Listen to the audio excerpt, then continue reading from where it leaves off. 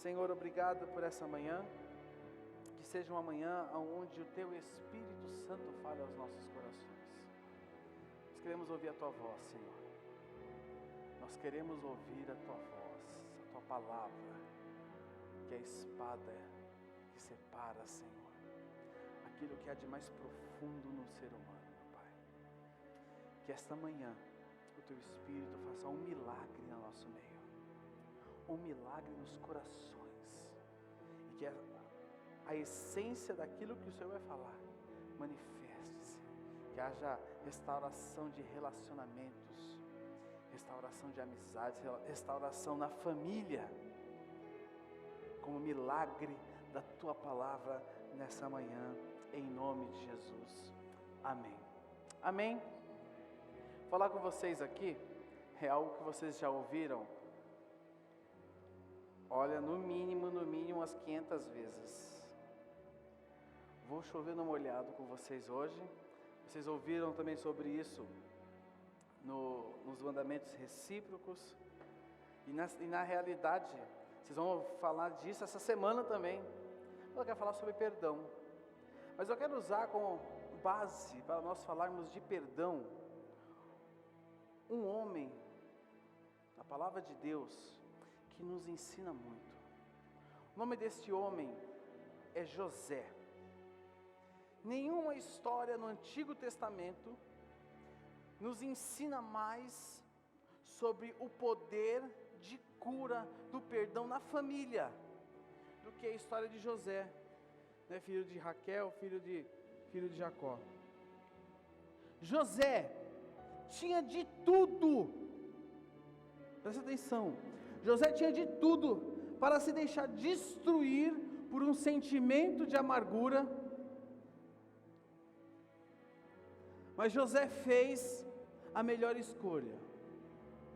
Qual escolha que José fez? Perdoar. E presta atenção, José passou pelas seguintes situações. Ele foi vendido como escravo pelos seus irmãos. José foi vendido como escravo pelos seus irmãos.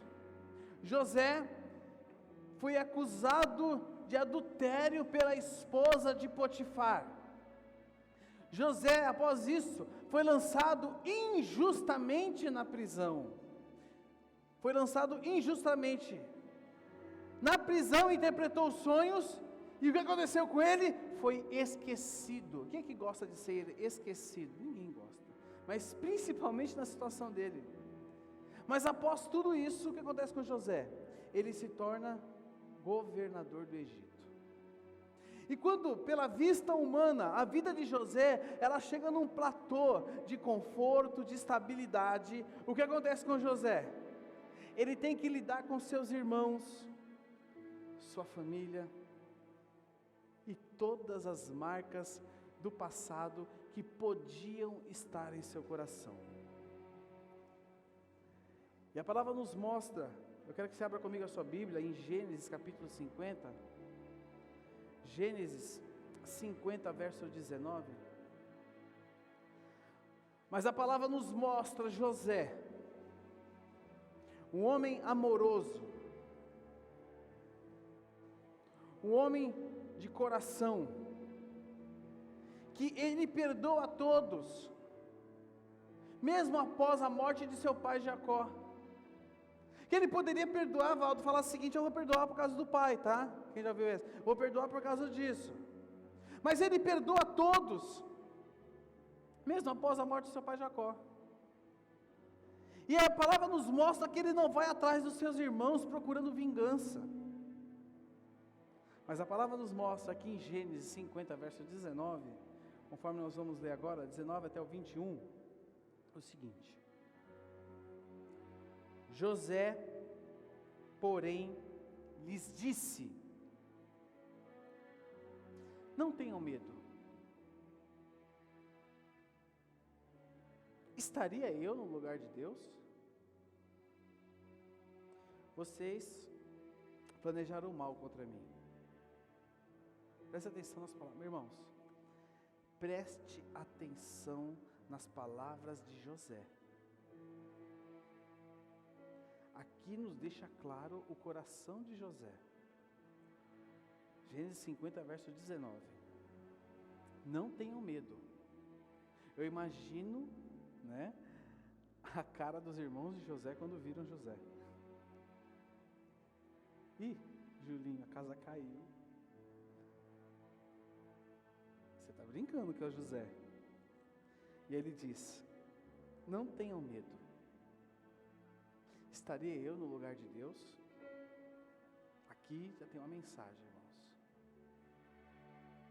Vocês planejaram mal contra mim, mas Deus o tornou em bem, para que hoje fosse preservada a vida de muitos. Por isso, não tenham medo. Olha só o que José fala. Irmãos, a gente podia ler isso aqui e ir embora para casa, meditar e pensar sobre o que nós vamos ler aqui agora. Podia falar assim, irmãos, bora, vamos pensar em casa nisso? E olha que José fala: por isso não tenha medo, eu sustentarei você e seus filhos. E assim os tranquilizou e lhes falou amavelmente. Essa passagem em cima, se você puder grifar ela na sua Bíblia, grife. Se você puder meditar sobre ela de novo na semana, medite sobre essa passagem. Tem muita. Aqui é a passagem, irmãos, que mostra José no íntimo do seu coração. Mostra que José não estava pensando em se vingar dos seus irmãos, mas mostra como ele se portou diante daqueles que fizeram mal contra ele. E a palavra não fala, por exemplo, sobre a esposa de Potifar. José podia falar, não sei o nome da mulher de Potifar, né? Fala um nome aí, um nome egípcio. Fala aí, Meire. Demorou muito, Meire, já não dá mais. Potífera, sei lá. Potífera e Potifar. Vocês viram? A palavra não nos mostra isso. Não nos mostra. A palavra não nos fala que ele não tomou nenhuma atitude má com relação ao copeiro que esqueceu dele de forma ingrata. Mas a palavra nos mostra José, nesse momento aqui, com a família dele. É uma declaração forte. Uma declaração forte, que mostra a postura. José tinha mente larga, pele grossa e coração mole. Pele grossa porque tudo que ele passou. Será que, falar de mim, será que eu aguentaria um terço do que ele passou? Sem reclamar, sem murmurar, sem, né? Não, ele tinha mente larga, pele grossa e coração mole. Coração perdoador. Fico imaginando se José fosse um dos cristãos nos dias de hoje, né? Como será que ele teria encarado tudo isso? Mas nós observamos que a vida de José não foi marcada pela insignificância. E ele não chegou aonde chegou porque ele tinha belos olhos azuis. Mas ele chegou onde chegou porque Deus o levou lá e Deus o honrou, meus irmãos. E falando sobre perdão, eu quero falar bastante coisa, não sei se eu consigo terminar hoje, tomara que eu consiga. Sabe o que significa perdoar? Vou falar para vocês 14 pontos aqui do que significa perdoar. A palavra não se resume só a esses 14 pontos, tem mais coisa. Mas eu quero falar com vocês o que significa perdoar. Perdoar é reconhecer que só Deus tem o direito de julgar. Olha o que José disse. Cadê? Verso 19. Não tenham medo. Eu estaria no lugar de Deus. E sabe o que acontece muitas vezes? Nós queremos julgar a intenção do coração das pessoas. Nós queremos julgar aquilo que elas estão pensando. Nós queremos julgar uma atitude, uma ação, uma posição, uma postura. Nós não somos ninguém para julgar, meus irmãos. Nós não sabemos o que está no coração das pessoas. Ah, mas Leandro, intentaram mal contra mim. É verdade, vai ler a história de José. Quem intentou contra José, irmãos, foram os irmãos dele, a família de sangue. Família de sangue dele. Perdoar é reconhecer que só Deus tem o direito de julgar. Perdoar é desativar o mecanismo de violência que existe dentro e fora de nós. Todos nós temos um mecanismo de defesa, que se torna um mecanismo de violência muitas vezes, contra as pessoas, contra aquelas pessoas que nós temos mágoa. Pessoas que muitas vezes nos marcaram, a gente tem um mecanismo de defesa, de violência. Mas perdoar é desativar isso, é desativar esse mecanismo. Perdoar é reconhecer as próprias imperfeições, falhas e pecados. Pergunta, né? Tem até ligação com a primeira aqui. Nós muitas vezes julgamos. Mas uma pergunta, você nunca falhou com ninguém? Você já falhou com alguém? E se arrependeu? Você já falhou com alguém e se arrependeu? Perdoar é reconhecer as nossas imperfeições, as nossas falhas e os nossos pecados. É reconhecer isso. Perdoar é ser grato a Deus pelo perdão recebido. Meus irmãos, presta atenção. Muitas vezes nós não temos noção, você não tem noção do que é o perdão de Deus sobre as nossas vidas, do que nós somos perdoados. Na obra de regeneração e restauração que nós fomos submetidos pela obra vicária do nosso Senhor Jesus Cristo. Algo muito maior. Éramos condenados, presta atenção, nascemos já condenados à morte. Mas o Senhor nos amou. João 3,16. João 3,16. Porque, coloca João 3,16 para mim. Porque Deus amou o mundo de tal maneira que deu o seu Filho unigênito para que todo aquele que nele crê não pereça, mas tenha vida eterna. Olha a manifestação de amor e de perdão que o Senhor manifestou sobre as nossas vidas. Perdoar é repetir com o próximo o gesto de Deus conosco.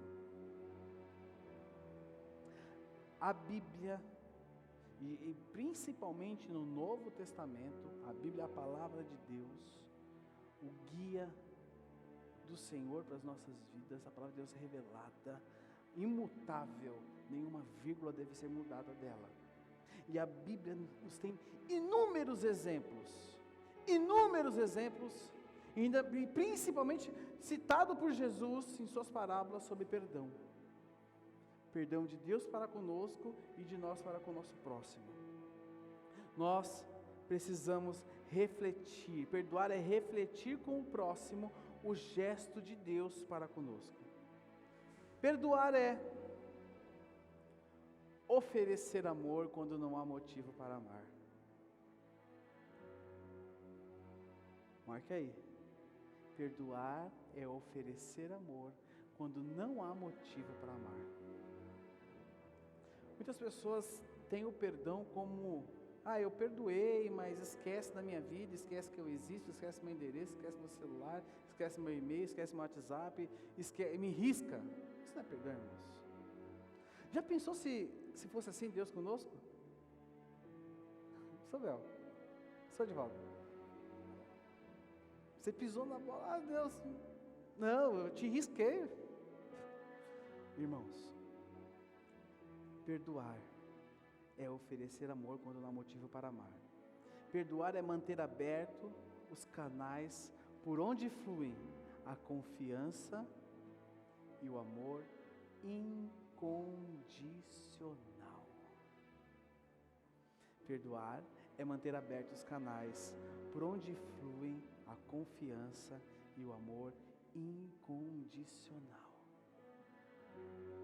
Abre esses canais na sua vida hoje, meu irmão. Abre esses canais na sua família. Abre esses canais. Abra esses canais. Perdoar é uma reação positiva para com a ofensa, em vez de ser uma reação negativa contra o ofensor. Perdoar é uma reação positiva para com a ofensa, ok? Em vez de ser uma reação negativa contra o ofensor. Tudo isso nós estamos falando, José fez. Perdoar é tomar a decisão de não levantar mais ofensa perante 3 pessoas: Deus, o outro e você mesmo. Perdoar é semear misericórdia. Perdoar é semear misericórdia. Perdoar é semear. Sabe, irmãos, quantas vezes você não ergue a sua voz e fala: Senhor, tem misericórdia da minha vida, e você não é misericordioso. Irmãos, a palavra fala disso, você não é misericordioso com o seu irmão. Perdoar é semear misericórdia. Perdoar é dominar as emoções. Perdoar é deixar livre, soltar, liberar, mandar embora. Não mandar embora de casa, tá, irmãos? Mandar embora a ofensa.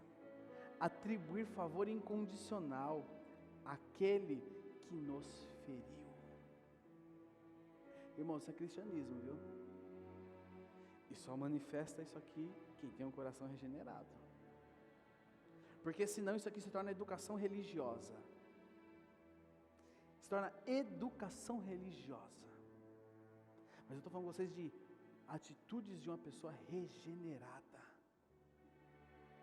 Perdoar é chegar diante de quem o feriu e dizer: você não me deve mais nada, porque eu estou rasgando a conta. Ah, mas a conta é alta. Perdoar é dizer: você não me deve mais nada, porque eu estou rasgando a conta. Perdoar é pegar todo o lixo emocional e jogá-lo fora. Pegar todo o lixo emocional e jogar fora. Sabe, irmãos, o perdão é a virtude central do cristianismo. O perdão é a virtude central do cristianismo, pois é uma atitude que gera o que? Possibilidade de convivência. Quem aqui não enfrenta ofensa todo dia? Quem de nós não enfrenta ofensa todos os dias? Seja em qualquer lugar, situações que levam ao desgaste, situações que nos levam a pensar muitas coisas, dentro de casa muitas vezes, né? Quando um filho não honra e desrespeita o pai se sente ofendido com aquilo, né? Em relação às expectativas do marido com a esposa, e muitas vezes da esposa com o marido, relação às expectativas dos pais com os filhos, dos filhos com os pais. Quem não enfrenta uma ofensa todos os dias? Mas atenção, irmãos, atenção, sabe por quê? Porque Deus nos chamou para nós manifestarmos o amor dEle. Deus nos chamou para nós manifestarmos o amor dEle, manifestarmos o perdão dEle, manifestarmos a graça dEle. E deixar de perdoar, quando se tem possibilidade.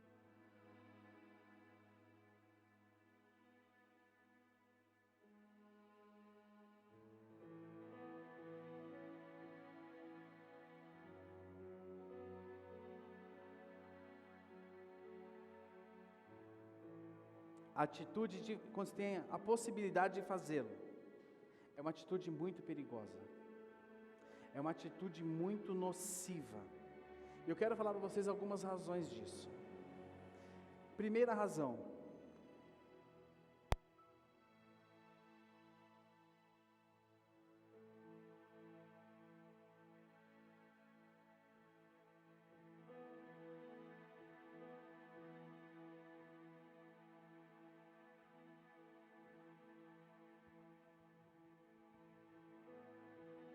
pronto, estão me ouvindo? Está melhorando? Está chegando aí? Chegou? Então tá bom. Primeira razão: a falta de perdão, ela gera amargura. A falta de perdão, ela gera amargura. E a amargura prolongada, ela gera doenças psicossomáticas. Sabe o que são doenças psicossomáticas? Vou ler para vocês aqui, eu fiz questão de marcar para vocês. As doenças psicossomáticas são causadas por problemas emocionais do indivíduo e representam a ligação direta entre saúde emocional e a física. Ou seja, quando o sofrimento psicológico de alguma forma acaba causando ou agravando uma doença física.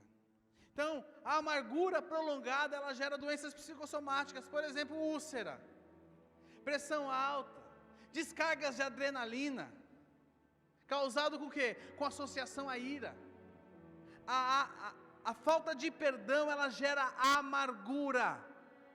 Uma pessoa amargurada, muitas vezes está sofrendo porque não libera perdão. Amargurado com a família, amargurado com os filhos, amargurado com os pais, amargurado com a sogra, amargurado não sei com quem. Mas isso gera doença, reflete no seu corpo. Libere perdão, deixe de ser amargurado, meu irmão. Segundo lugar, a falta de perdão, sabe o que ela faz? Dá ao diabo a liberdade para atacar a pessoa. Abra sua Bíblia comigo, em 2 Coríntios capítulo 10. Olha o que o apóstolo Paulo nos escreve. 2 Coríntios capítulo 10, capítulo 2, verso 10. A falta de perdão dá ao diabo a liberdade para atacar a pessoa. Olha o que diz: se vocês perdoam a alguém, eu também perdoo. E aquilo que perdoei, se é que havia alguma coisa para perdoar, perdoei na presença de Cristo, por amor a vocês. Verso 11: a fim de que Satanás não tivesse vantagem sobre nós, pois não ignoramos as suas intenções. A falta de perdão dá ao diabo liberdade para atacar a pessoa. Tem muita gente que sofre de terror noturno, sofre de opressão demoníaca. Eu já esbarrei, não sei quem aqui já esbarrou com situação de expulsar demônio de pessoas, mas liberdade é dada, a brecha é aberta por falta de perdão. E você manda embora, volta, manda embora, volta, manda embora, volta, manda embora, fica aquele jogo, vai. Aí você fala, aí você vai conversar com a pessoa, você vê, o que está pegando? Falta de perdão. Ele falou para dar medo na gente? Não, irmãos, o apóstolo Paulo está falando aqui, pois não ignoramos as intenções de quem? De Satanás. A falta de perdão dá ao diabo a liberdade para atacar a pessoa. Terceiro, a falta de perdão, não perdoar, prejudica nosso relacionamento com Deus. Abra sua Bíblia comigo em 1 João capítulo 1. 1 João capítulo 1, verso 7.